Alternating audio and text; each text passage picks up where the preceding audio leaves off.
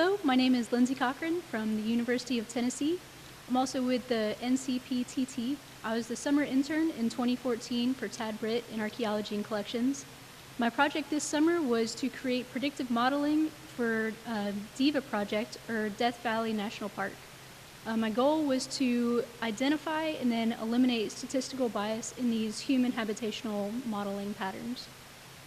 So what I was working on is expanding and refining an existing research project we had the idea that humans are patterned according to their environment, so we try to exploit that through maps and statistics. So we have 4 different layers based on grid-based GIS systems for mapping. We have 13 environmental variables like slope, aspects, horizontal and vertical distance to water. And then we layer that on top of the state site files, which has over 2,000 entries from the last 50 or so years.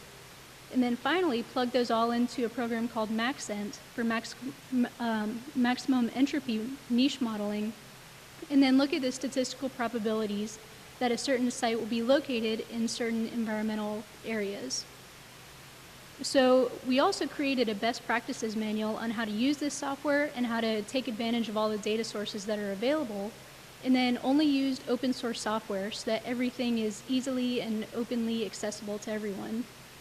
And a few other things that we've done so far involve the kinds of data that we're putting into the models, like integrating climatological information and then bringing in lots of different post-analysis statistical models.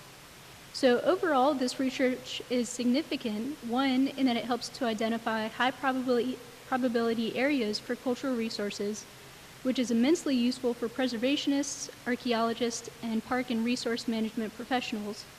Secondly, we're helping to identify methods that can be easily, cheaply, and efficiently recreated and reproduced, helping to integrate predictive modeling into more professional settings. Thanks, and happy Archaeology Day.